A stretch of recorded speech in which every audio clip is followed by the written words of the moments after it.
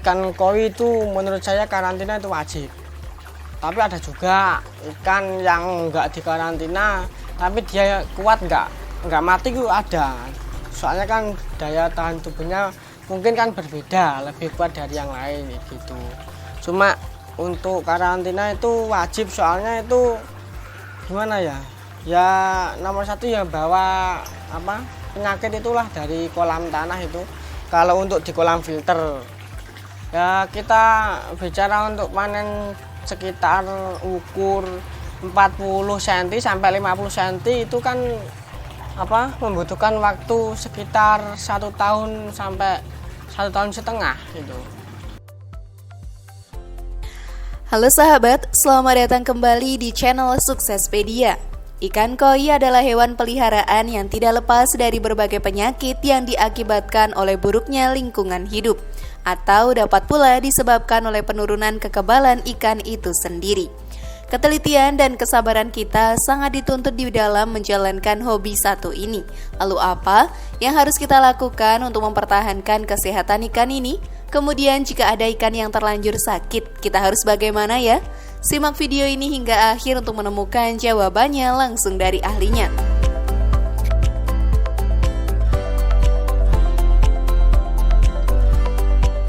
Namun sebelum lanjut, klik dulu tombol loncengnya biar kalian gak ketinggalan info baru dari channel ini.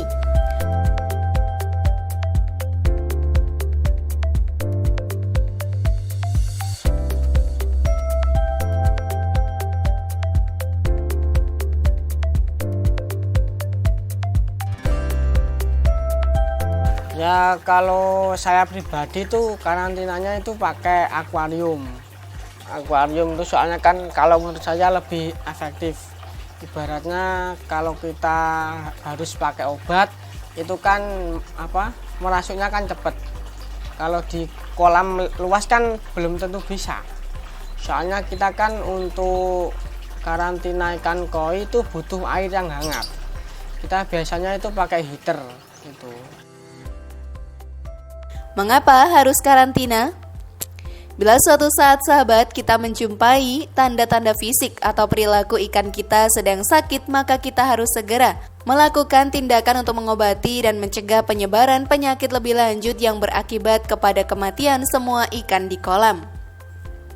Selain menjaga agar ikan lain tidak tertular penyakit, karantina ini juga bermaksud untuk menghemat obat yang dipakai untuk menyembuhkan ikan koi. Daripada mengobati seluruh ikan yang ada di dalam kolam, lebih baik kita hanya mengobati ikan yang sakit saja dengan cara mengkarantinanya di bak tersendiri hingga sembuh. Hal ini tentunya akan menghemat biaya ya sahabat.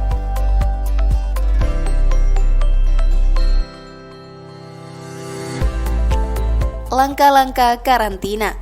Cara mengkarantina koi sebenarnya sangat mudah, dan yang paling penting adalah jangan sampai koi tersebut kembali lagi ke kolam ikan yang sehat. Jadi jangan sampai mengganggu kesehatan ikan yang lainnya. Kadangkala ada peternak yang hanya memindahkan ikan yang sakit ke dalam ember. Hal ini sebenarnya tidak apa-apa, namun harus dijaga agar ikan koi yang dikarantina tidak terkena hujan, panas, atau diganggu oleh para predator.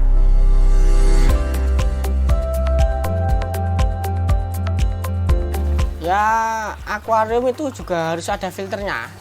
Soalnya kan untuk nyaring kotoran ikannya itu. Soalnya kan ikan koi kalau dari kolam tanah itu kotoran lumpurnya itu kan lebih banyak. Harus ada filter, mesin pompa air dan aerator, gelembung udara itu harus wajib ada. Untuk mesin pompa air ya sama kayak filter itu sama. Cuma kan filter itu kan media media untuk penyaringannya. Kalau mesinnya kan untuk menyedot airnya itu kan. Pindahkan koi ke akuarium.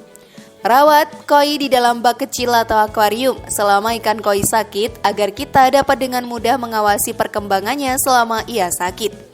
Di masa pengobatan dan masa penyembuhannya, bak karantina harus dilengkapi dengan sistem filtrasi mekanis, aerasi yang memadai dan pemanas atau heater. Di samping itu dilengkapi juga sarana penggantian air reguler, guna menjamin lingkungan yang optimum untuk koi selama penyembuhan. Sehingga penting untuk menambahkan filter, pompa air, dan aerator ke dalam akuarium karantina. Jangan menggunakan akuarium karantina yang terlalu sempit yang pada akhirnya dapat menyebabkan ikan stres dan akhirnya mati. Gunakanlah akuarium dengan ukuran minimal 200 liter dan tidak diisi ikan berlebihan. Tambah garam ikan ke dalam air. Tambahkan garam ikan sebanyak 1 kg atau garam tanpa yodium untuk 1000 liter air dengan maksimum 2 kg per 1000 liter air. Hal ini ditujukan untuk merangsang lendir di permukaan tubuh ikan dan meningkatkan sistem osmoregulatori dari ikan. Sistem osmoregulatori adalah sistem yang mengontrol berapa banyak air yang diserap oleh tubuh ikanmu.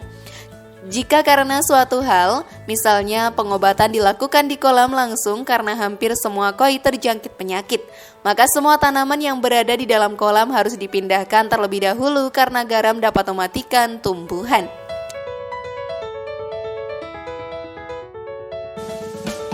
Obati koi dengan obat yang sesuai dengan penyakitnya. Sahabat, obati koimu dengan obat yang sesuai dengan penyakitnya, dengan dosis sesuai dengan petunjuk yang tertera dalam kemasan. Kesalahan dosis bisa berakibat ikan menjadi kebal atau imunnya menjadi tinggi. Bagi para pemula tidak disarankan melakukan treatment pengobatan sendiri. Sebaiknya berkonsultasi kepada dokter hewan atau orang yang sudah berpengalaman. Yang perlu diingat, jangan sekali-kali memberikan obat tanpa mengetahui dahulu penyakitnya, karena hal ini dapat memperburuk kondisi ikanmu.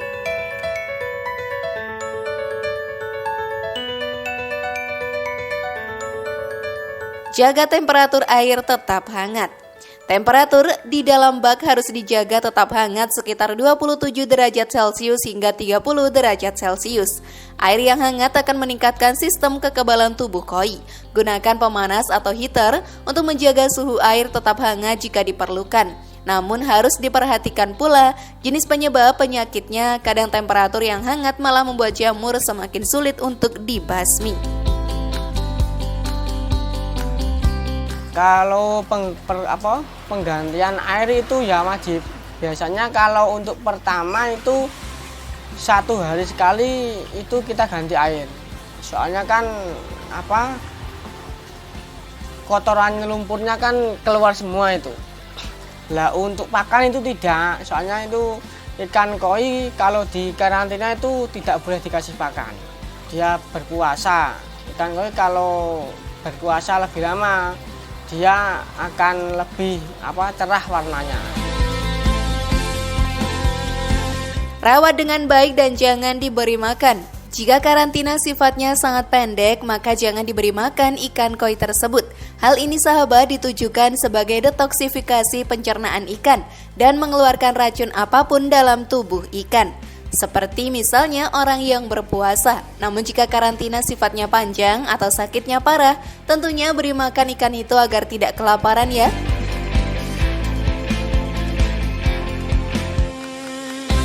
Kalau saya itu paling cepet ya. Kalau ikannya kondisinya dia nggak lembek, dia kalau paling cepet itu 4 hari. Itu nggak ada kendala sekali Mbak. Kalau ada kendala itu biasanya sampai 2 minggu. Untuk karantina kalau ikan nggak bermasalah cukup itu. Cuma kalau ikan bermasalah ya harus pakai obat itu. Kadang kan ada Mbak, ikan baru panen dari kolam lumpur itu ada yang siripnya gropos-gropos, ada yang badannya merah-merah. Ya biasanya itu penyebabnya terlalu siang panasan. Jangan memindahkan koi ke kolam sebelum sembuh. Memindahkan koi yang belum sembuh betul ke dalam kolam adalah tindakan ceroboh sebab ikan selama di bak karantina kondisinya optimum dengan sedikit bakteri penyakit dibandingkan di dalam kolam yang jumlah bakterinya lebih banyak, sehingga berpotensi terserang penyakit baru lainnya karena kekebalan tubuhnya belum baik betul. Ciri-ciri koi sudah sembuh terlihat pada tampilan tubuhnya kembali bersih. Luka-luka menghilang dan gerakannya kembali lincah dan ditandai pula dengan peningkatan nafsu makannya.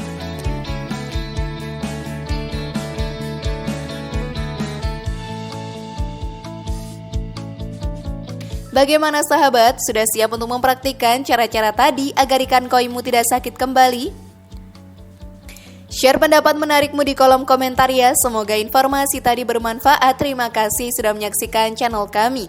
Mari bangun Suksespedia dengan cara klik tombol subscribe, like, share, dan aktifkan tombol loncengnya. Sampai jumpa di video berikutnya dan jangan lupa tonton video yang lainnya ya.